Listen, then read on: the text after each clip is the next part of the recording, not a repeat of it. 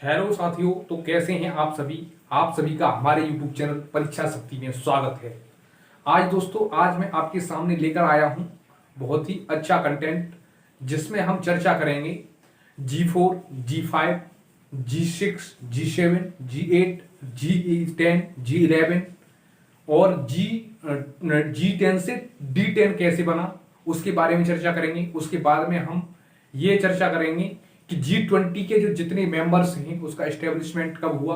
तो ये आज वीडियो को कंप्लीट इसी के बारे में चर्चा करनी है। तो सबसे पहले हम बात करते हैं G4 के बारे में।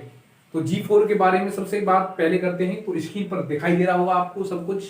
तो सबसे पहले बात करते हैं हम G4 के सदस्यों की। कितने सदस्य हैं? इसके सदस्य हैं 4। इंडिया, जापान, जर्मनी और ब्राजील, ये इसके मेंबर हैं। और इसका फॉर्मेशन कब हुआ? इसका फॉर्मेशन 2005 में हुआ था। इसके बाद हम बात करते हैं G5 की। G5 group of 5, group of country. G का मतलब होता है ग्रुप ऑफ कंट्री। तो अब G5 में कितने कंट्री हैं तो उनके बारे में बात करते हैं। उनमें है 5 आपके। कौन कौन से? उसमें 5 कंट्री हैं। कौन कौन से हैं वो 5 कंट्री? कौन कौन से हैं? तो वो है आपके इंडिया, चाइना, ब्राजील, मैक्सिको और नेक्स्ट है आपका साउथ अफ्रीका। ठीक है, ये कंट्री है। और अब नेक्स्ट बात करते हैं हम G6 की। G6 कैसे बना? G6 की स्थापना कब हुई? G6 की स्थापना 1975 में हुई। और उसमें कितने मेंबर हैं, कितने मेंबर सदस्य देश पार्टिसिपेट करते हैं? तो वो करते हैं 6 देश। जो कौन कौन से हैं? यूएसए और दूसरा है तुम्हारा ब्रिटेन, उसके बाद जर्मनी, और उसके बाद कौन सा है? उसके बाद है आपका फ्रांस, और एक है इटली, और एक है आपका 6वां कंट्री जो है वो है जापान। तो 6 कंट्री होते हैं इसमें जो पार्टिसिपेट करते हैं। अब बात करते हैं G7 की। G7 दोस्तों दिखाई दे रहा होगा स्क्रीन पे। ठीक है, अब बात करते हैं G7 की। तो फॉर्मेशन कब हुआ? इसका फॉर्मेशन हुआ आपका 1976 ईस्वी में। 76 में हुआ, 1976 में। और इसके लिए आपको एक बहुत अच्छी सी एक ट्रिक बताऊंगा मैं, जिसे आप याद कर लेंगे तो कभी भी G7 से क्वेश्चन आएगा तो नहीं बचेगा, जिसका नाम है जूस विद जीएफ।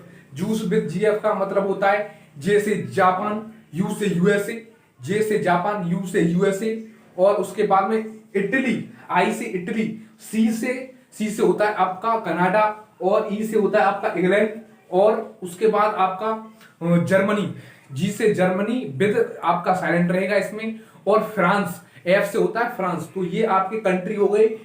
कौन कौन से? अब उंगलियों पे गिनवा देता हूं।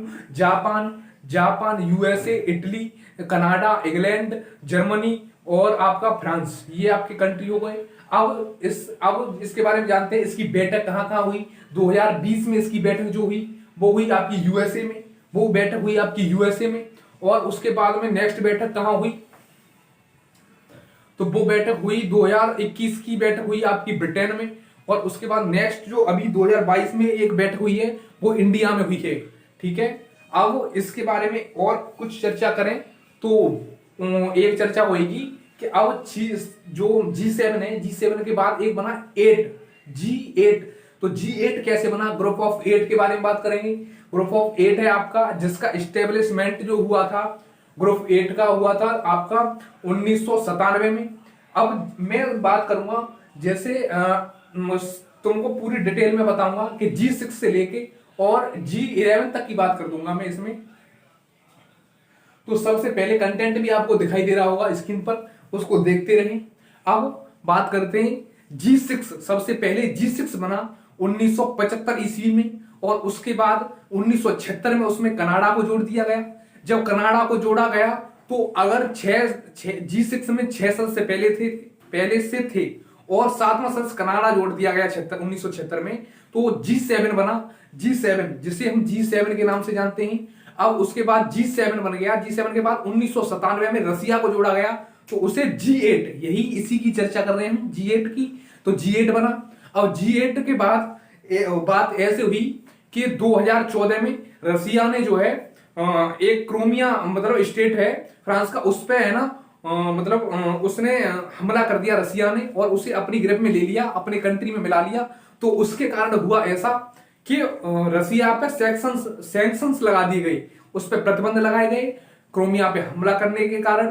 तो सभी देशों ने विरोध किया तो उस पर सैंक्शंस लग गए, तो वो उस मतलब G8 से बाहर हो गया, उसे G8 से बाहर निकाल दिया। अब G8 से जब बाहर निकाल दिया गया तो अब फिर G7 बन गया, ये फिर से G7 बन गया फाइनली। अभी वो G7 ही है, रसिया उससे बाहर है 2014 के बाद। अब बात करते हैं G11 की। G11 कैसे बना, तो G11 के बारे में बात करते हैं। तो G7 के जितने भी कंट्री जिसमें मतलब कौन कौन से आते हैं, जैसे वो ट्रिक यूज कर सकते हैं आप याद करने के लिए यहाँ पे, जूस विद GF। तो जो जूस विद GF में जो मतलब कंट्री है, Japan, USA, Italy, Canada, England, Germany और आपका एक फ्रांस। तो ये कंट्री है ना, तो इसमें क्या है ना कि 11 में G7 में जब 4 देशों को जोड़ दिया जाता है तो वो G11 बन जाता है। तो अब उन्होंने G7 में जुड़ने के लिए मांग करी, 4 देशों ने मांग करी। तो उन कंट्रियों के नाम क्या हैं, वो है इंडिया, ऑस्ट्रेलिया और एक है आपका मतलब साउथ अफ्रीका और रसिया। तो अब उसमें से क्या है, अभी जब ये 4 देश जुड़े तो उसके बाद में मतलब G11 बन गया, G11 की स्थापना हुई। और G11 की स्थापना होने के बाद में फिर से किसी विरोध के कारण रसिया पर फिर से सैंक्शंस लगा दिए गए। तो उसके बाद हुआ ऐसा कि फिर से ये G10 बन गया। तो अब G10 के बारे में बात करेंगे हम, नेक्स्ट हमारी टॉपिक रहेगा हमारा G10। तो G10 टॉपिक है। और G10 से मैं बात करूंगा इसमें G10 से D10 कैसे बना। G का मतलब होता है ग्रुप ऑफ कंट्री और D का मतलब होता है डेमोक्रेटिक कंट्री। अच्छा, डेमोक्रेटिक जब कंट्री मतलब होता है उसका, तो अब इसमें मतलब कहने का ये है, इसमें कितने कौन कौन से देश भाग लेते हैं। D10 में 10 देश भाग लेते हैं, जिसका नाम जो आपको स्क्रीन पर दिखाई दे रहा है कि जैसे Japan USA, Canada, England, Germany और उसके बाद में आपका France, Saudi Arabia, south Africa, Australia और उसके बाद में आपका एक इंडिया। ये 10 कंट्री है इसमें। इसको बनाने की आपको ट्रिक बताऊं, याद करने की सबसे बेस्ट ट्रिक है इसकी कि G7 के जितने भी कंट्री हैं, जूस विद GF वो वाली ट्रिक, और उसमें सिया और जोड़ देंगे हम, Siya, juice with GF with Siya. इसमें हम कौन सी ट्रिक जोड़ेंगे, जूस विद GF सिया।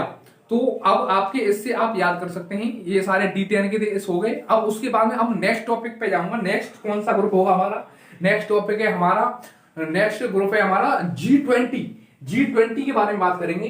तो G20 की जो बात है उसमें कितनी कंट्री कब फॉर्मेशन हुआ, इसका फॉर्मेशन जो हुआ है वो हुआ है आपका 1999 ईस्वी में। अब 1999 में इसका एस्टेब्लिश हुआ, इसका फॉर्मेशन हुआ। उसके बाद में क्या हुआ कि अब बात करते हैं कि इसमें कितने देश पार्टिसिपेट करते हैं। तो इसमें करते हैं आपके 20 देश करते हैं इसमें, जिसको आप एक तरह से याद कर सकते हैं। ये आपको ट्रिक दिखाई दे रही है कि ट्रिक का नाम है गुरुजी सीता अब SSC FCI में काम करती है। गुरुजी सीता अब SSC FCI में काम करती है। तो दोस्तों ये ट्रिक है, सबसे बेस्ट ट्रिक है ये, और इससे आप उंगलियों में सारे देश गिन सकते हैं। कैसे, जी से जर्मनी हो जाएगा आपका जर्मनी, उसके बाद आपका हो जाएगा USA, उसके बाद रसिया, उसके बाद हो जाएगा आपका एक कंट्री हो जाएगा आपका यूके यूनाइटेड किंगडम, यूके, उसके बाद जापान, इंडिया और आपका उसके बाद साउथ अफ्रीका, उसके बाद हो जाएगा इंडोनेशिया, उसके बाद आपका नेक्स्ट कंट्री है टर्की और उसके बाद हो जाएगा आपका अर्जेंटीना के बाद हो जाएगा आपका ऑस्ट्रेलिया और उसके बाद नेक्स्ट हो जाएगा ब्राजील के बाद साउथ कोरिया, साउथ अफ्रीका और उसके बाद कनाडा। FCI का मतलब F के अंदर फ्रांस हो जाएगा, C से हो जाएगा आपका चाइना, I से हो जाएगा आपका इटली, M से हो जाएगा आपका M से हो जाएगा आपका मैक्सिको और मैक्सिको के बाद और नेक्स्ट हो जाएगा अगर आपका E से कौन सा हो जाएगा, E से हो जाएगा यूरोपियन यूनियन। तो ये दोस्तों आपके सारे कंट्री हो गए, ठीक है, ये आपके सारे कंट्री हो गए G20 में। अब जितने भी आप उंगलियों पे याद कर सकते हैं, G4 के, G5 के, G6 की, G7 की, G8 कैसे बना, G11 कैसे बना, G10 कैसे बना, G10 से D10 कैसे बना, और उसके बाद में आप ये भी पता कर सकते हैं कि G10 के बाद G20 के बारे में जितने भी कंट्री हैं वो सारे आप याद कर सकते हैं। तो दोस्तों आप बताएं हमको कैसी रही वीडियो, और कमेंट करें, लाइक करें, शेयर करें, सब्सक्राइब करें हमारे चैनल को। और इसी के साथ मैं इस वीडियो को यहीं रखता हूं। नेक्स्ट वीडियो में और बेहतरीन कंटेंट के साथ एक अच्छी सी वीडियो लेकर आने वाला हूं, जिसके लिए मुझे सपोर्ट करें, लाइक करें, शेयर करें, सब्सक्राइब करें। जय हिंद, जय भारत।